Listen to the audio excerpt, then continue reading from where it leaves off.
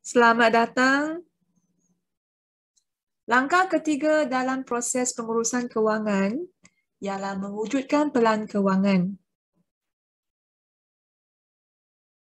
Pengurusan kehidupan berdasarkan pelan kewangan membantu seseorang memantau aliran tunai. Terdapat dua komponen penting dalam pelan kewangan yang dibina, iaitu sumber pendapatan dan perbelanjaan. Pendapatan terdiri daripada pendapatan aktif dan pendapatan pasif. Perbelanjaan terdiri daripada perbelanjaan tetap dan perbelanjaan tidak tetap. Pendapatan aktif merupakan pendapatan utama iaitu gaji, allowance, commission dan sumber kewangan lain. Pendapatan pasif terdiri daripada dividen, sewa yang diterima, faedah yang diterima dan lain-lain. Kedua-dua pendapatan ini merupakan aliran tunai masuk. Perbelanjaan tetap ialah perbelanjaan yang mesti dibayar atau dibelanjakan seperti sewa rumah, ansuran rumah, bayaran insurans dan bayaran kad kredit. Perbelanjaan tidak tetap akan berubah setiap bulan mengikut corak perbelanjaan seseorang individu. Contohnya, bayaran bil elektrik, bayaran bil air, perbelanjaan petrol, barangan dapur dan sebagainya. Kedua-dua perbelanjaan ini merupakan aliran tunai keluar. Aliran tunai positif akan wujud jika jumlah pendapatan melebihi jumlah perbelanjaan.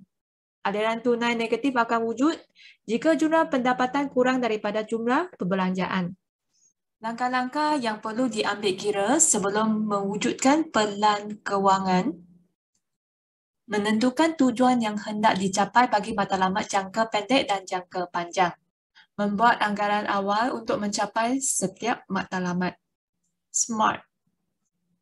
Mengira simpanan bulanan yang diperlukan untuk mencapai matlamat jangka pendek dan panjang.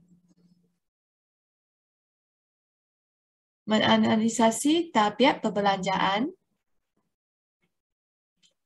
Menetapkan tempoh masa untuk mencapai setiap matlamat tersebut.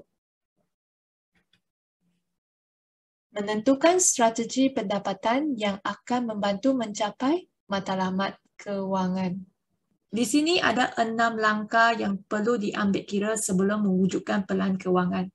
Sekarang ni cikgu akan mengajar kamu menggunakan konsep SMART untuk mengingat langkah-langkah yang perlu diambil kira sebelum mewujud pelan kewangan. Cara mengingat langkah ini. Kita guna konsep SMART. Yang pertama, S, spesifik, menentukan tujuan.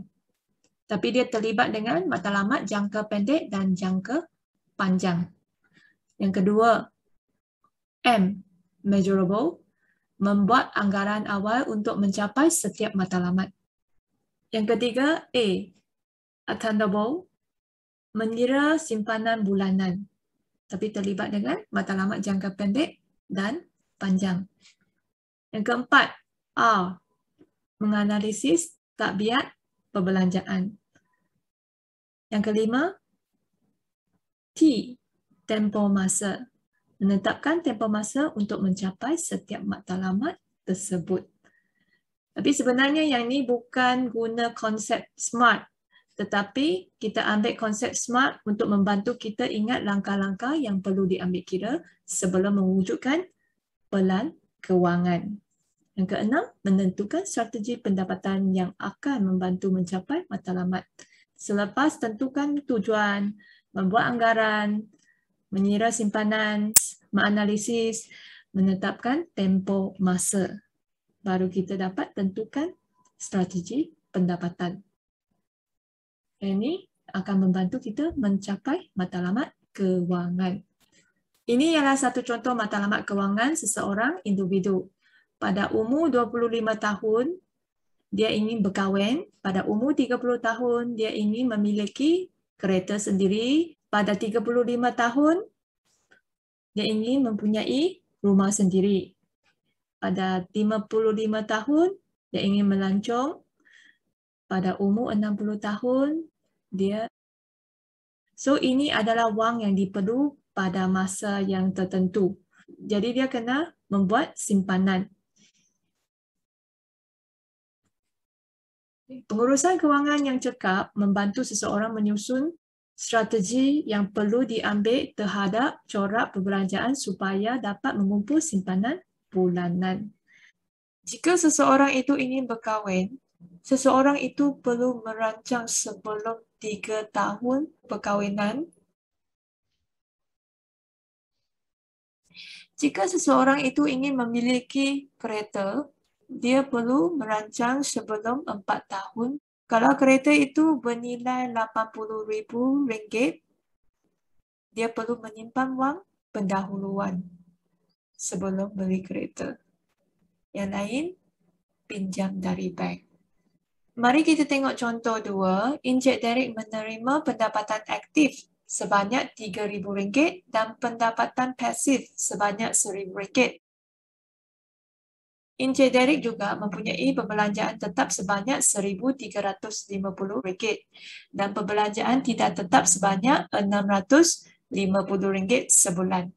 Sila hitungkan aliran tunai bulanan Encik Derek dan jelaskan jawapan anda. Untuk cari aliran tunai, jumlah pendapatan tolak jumlah perbelanjaan. Jadi jumlah pendapatan daripada pendapatan aktif dan pendapatan pasif sebanyak RM4,000. Perbelanjaan tetap ialah RM1,350 dan RM650. Jadi tolak perbelanjaan akan dapat aliran tunai positif. Positif maksudnya pendapatan lebih daripada perbelanjaan. Jadi, aliran tunai positif sebanyak RM2,000 adalah baik kerana Encik Derek mempunyai lebihan daripada pendapatan setelah menolak perbelanjaan. Hal ini membolehkan beliau melabur atau menghadapi situasi kecemasan jika berlaku. Soalan B, jelaskan aliran tunai Encik Derek jika pendapatan pasif Encik Derek tidak wujud dan jumlah perbelanjaan juga meningkat sebanyak 60%. Sekarang ni, Encik Derek mempunyai pendapatan aktif saja iaitu RM3,000. Aliran tunai dapat daripada jumlah pendapatan tolak dengan jumlah perbelanjaan. Yang pertama, kita kena dapat jumlah perbelanjaan baharu. Jumlah perbelanjaan baharu ialah 160%.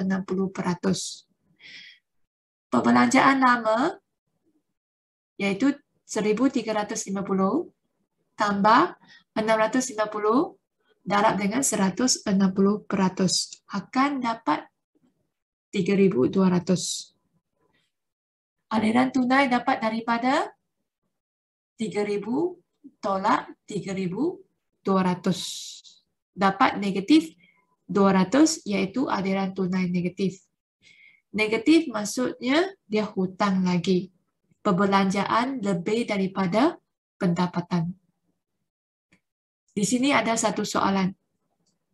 Bagaimanakah dia kena bayar 200 ini? Nampaknya pendapatannya kurang daripada jumlah perbelanjaan. Aliran tunai negatif akan membebankan Encik Derek dan mungkin menyebabkan beliau menggunakan kemudahan kad kredit bagi mengatasi masalah kewangan. Contoh yang ketiga, Cik Jalani bekerja sebagai seorang guru swasta. Beliau menerima pendapatan sebanyak RM3,500. Beliau juga mengajar tuition dan memperoleh pendapat sebanyak RM1,000. Cik Jalani juga menyewakan rumahnya sebanyak RM850 sebulan. Cik Jalani mempunyai perbelanjaan tetap sebanyak RM1,200 dan perbelanjaan tidak tetap sebanyak 600 sebulan. Hitungkan aliran tunai bulanan Cik jalani. Jelaskan jawapan tanda. So, aliran tunai sama dengan jumlah pendapatan tolak jumlah perbelanjaan. Jumlah pendapatan iaitu 3,500 tambah 1,000 tambah 850.